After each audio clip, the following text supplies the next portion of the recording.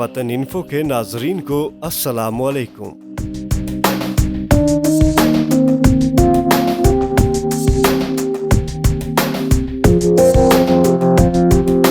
इमाम अहमद रजा खान बरेलवी कौन थे? आप हजरत की दीन और साइंस के लिए खिदमत, आला हजरत की वफात और शामी बुजुर्ग। आगे बढ़ने से पहले तमाम दोस्तों से गुजारिश है कि चैनल को सब्सक्राइब करें ताकि आप मजीद मालूमाती वीडियो से आगाह रह सकें। पुल से उतारो राह गुजर को खबर न हो, जिब्रील पर बिछाएं तो पर को खबर न हो। कांटा मेरे जिगर से गमे रोजगार का यूं खींच लीजिए कि जिगर को खबर न हो। पैदाइश और हालात। आला हजरत इमाम अहमद रजा इल्म फजल का वो खुर्शीद दरख्शां हैं कि जिसकी जलवागरी 19वीं सदी ईसवी के निस्फ आखिर में हुई। आपका सने विलादत 1372 हिजरी, 1856 ईसवी और साले विसाल 1340 हिजरी और 1921 ईसवी है। आपकी जिंदगी का ये दौर बहुत नाजुक था। इस्लाम दुश्मन अनासिर तरह तरह के ओछे हथकंडे इस्तेमाल करके मुसलमानों को नुकसान पहुंचाने के दर पे थे। मिल्लत इस्लामिया का शिराजा बिखरने को था। मुसलमान इल्म दीन से दूर होते जा रहे हैं। बेदीन अपने बातिल अकायद का प्रचार करके भोले भाले मुसलमानों को रास्त हक से गुमराह करने की मजमूम कोशिशों में मसरूफ़ अमल थे। आला हजरत फाजिल बरेलवी अपने वालिद माजिद से अंग्रेजों के जुल्म सितम की रूह फरसा वाक़यात सुनते तो उनके दिल में अंग्रेजों से नफरत की आग भड़कने लगती।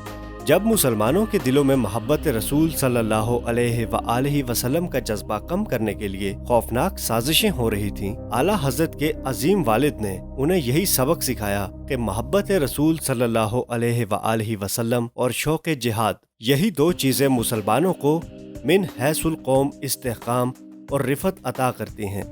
ऐसे नामसाद हालात में इस बात की ज़रूरत थी कि अल्लाह अज़्ज़ा वजल अपने किसी ऐसे दोस्त को इस दुनिया में जलवागर करे जो उम्मत महबूब सल्लल्लाहु अलैहि वसल्लम के लिए रुशद व हिदायत का सरचश्मा बनकर सामने आए। तालीम व तदरीस।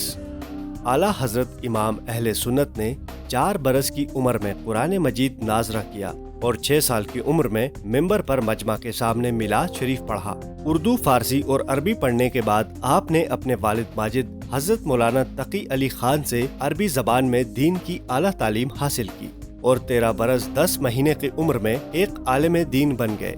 14 शाबान 1286 हिजरी मुताबिक 19 नवंबर 1869 में आपको दरसे निज़ामी यानी आलिम कोर्स मुकम्मल करने की सनद दी गई। आला हजरत के वालिद किरामी ने आपकी इल्मी कैफियत से मुतमईन होकर आपको फतवा नवीसी की इजाज़त बरहमत फरमा दी।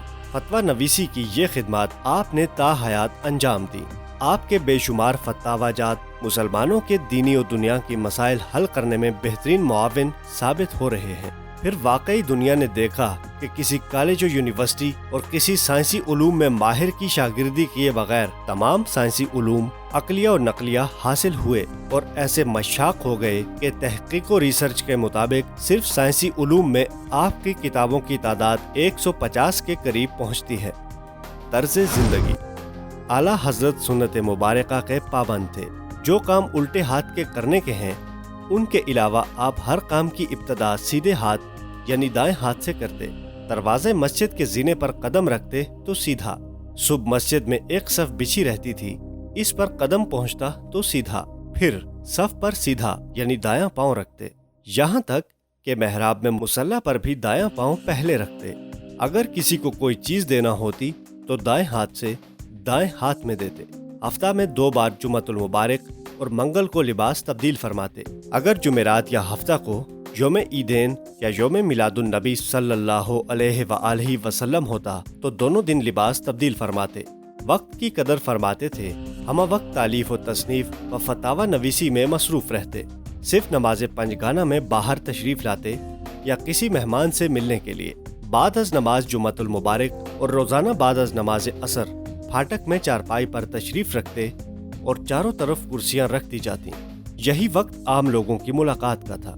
लोग आपसे मसाइल पूछते, आप खुतूत के जवाबात देते या इस्तफ्ताह के जवाबात लिखवाते। आप नहीफुल जस्सा और निहायत कलीलुल ग़िज़ा थे। आखिर उम्र में आपकी ग़िज़ा और भी कम रह गई थी। آپ کی ذات الحب للہ والبغض للہ کی زندہ تصویر تھی۔ اللہ تبارک و تعالی اور رسول کریم صلی اللہ علیہ وآلہ وسلم سے محبت رکھنے والے کو اپنا عزیز سمجھتے تھے، جبکہ اللہ تبارک و تعالی اور رسول کریم صلی اللہ علیہ وآلہ وسلم سے دشمنی رکھنے والے کو دشمن، مگر اپنے مخالف سے نہ تو کبھی بدخلقی سے پیش آتے اور نہ ہی کبھی ذاتی دشمن سے سخت کلامی فرماتے۔ ذہانت۔ اعلیٰ حضرت امام اہل سنت مجدد دین و ملت، پروانہ شمع رسالت، مہتاب قادریت اور آفتاب رضویت کی شخصیت میں بیک وقت کئی سائنسدان گم تھے۔ ایک طرف ان میں ابن المیسم جیسی فکری بصارت اور علمی روشنی تھی، تو دوسری طرف جابر بن حیان جیسی صلاحیت، الخوارزمی اور یعقوب القندی جیسی کہنا مشقی تھی، تو دوسری طرف الطبرہ، زاری اور بو علی سینا جیسی دانشمندی، فارابی، البیرونی، عمر بن خیام، امام غزالی اور ابن رشد جیسی خداداد ذہانت تھی۔ دوسری طرف امام ابو حنیفہ کے فیض سے فقیہانہ وسیع النظری اور غوث الاعظم شیخ عبد القادر جیلانی سے روحانی وابستگی اور لگاؤ کے تحت اعلیٰ ظرفی۔ امام احمد رضا کا ہر رخ ایک مستقل علم و فن کا منبع تھا۔ ان کی ذہانت میں کتنے ہی علم و عالم گم تھے۔ امام احمد رضا نے علوم دینیہ کے ہر شعبے کے علاوہ صرف سائنسی علوم و فنون سے متعلق جو کتابیں تصنیف کیں، ان کی تعداد 150 تک پہنچتی ہے، جو آپ کی منفرد قوت متخلیہ اور محتم بالشان تحقیقی ذہن کی نشاندہی کرتی ہے۔ مثلاً physics, chemistry, biology, maths, geometry, logarithm, topology, psychology, parapsychology, phonetics, phonology, astrology اور اسٹرانومی وغیرہ علوم و فنون پر آپ کی تصانیف مشتمل ہیں۔ ایٹم کے انشقاق، نیوکلیر فیشن سے متعلق آٹو ہان نے 1938 میں، جبکہ امام احمد رضا نے 1919 میں اس موضوع پر اپنی کتاب میں کافی تفصیل سے بحث کی ہے۔ کوولنٹ بانڈ سے متعلق جی این لیوس نے 1916 میں، جبکہ امام احمد رضا نے 1919 میں کوولنٹ بانڈ کے ساتھ ساتھ لونزٹ بانڈ کے بارے میں بھی کافی کچھ تحریر فرمایا ہے۔ عشق رسول۔ اعلیٰ حضرت طاغوتی طاقتوں کے بڑھتے ہوئے سیلاب کے سامنے ہمیشہ چٹان بن کر کھڑے ہو جاتے تھے۔ گستاخانہ ذہنیت کے پھیلتے اور بڑھتے ہوئے جراثیم کو ختم کر کے انہوں نے قرآن مجید و حدیث پاک کی روشنی میں اسلام کی صحیح تصویر پیش کی اور بیمار دلوں سے کہا کہ وہ شفا خانہ حجاز سے درد کا درماں حاصل کریں۔ متنبی قادیان نے جب بلند بانگ دعوے کیے تو آپ نے اس کی کلئی کھول کر رکھ دی اور اس کے رد میں کئی کتابیں تصنیف فرمائیں۔ حضور نبی کریم صلی اللہ علیہ وآلہ وسلم سے آپ کو بے حد عشق تھا۔ جب کوئی حج بیت اللہ شریف سے واپس آتا تو آپ اس سے دریافت فرماتے کہ حضور صلی اللہ علیہ وآلہ وسلم کی بارگاہ پاک میں حاضری دی؟ وہ ہاں کہتا تو فوراً اس کے قدم چوم لیتے۔ حاجیو آؤ شہنشاہ کا روزہ دیکھو، کعبہ تو دیکھ چکے، کعبے کا کعبہ دیکھو، غور سے سن تو رضا، کعبہ سے آتی ہے صدا، میری آنکھوں سے میرے پیارے کا روزہ دیکھو۔ اعلیٰ حضرت امام اہل سنت امام احمد رضا خان پر یہ نوازشات اور کرم عشق رسول صلی اللہ علیہ وآلہ وسلم کے صدقے ہوا۔ بلا شبہ عشق رسول صلی اللہ علیہ وآلہ وسلم جس کے دامن میں آ گیا، اسے دنیا و آخرت کی تمام دولت مل گئی۔ دنیا میں جہاں کہیں بھی غلبہ دین اسلام یا احیاء اسلامی کی تحریکیں اٹھی ہیں، وہ عشق رسول صلی اللہ علیہ وآلہ وسلم کی برہون منت رہی ہیں۔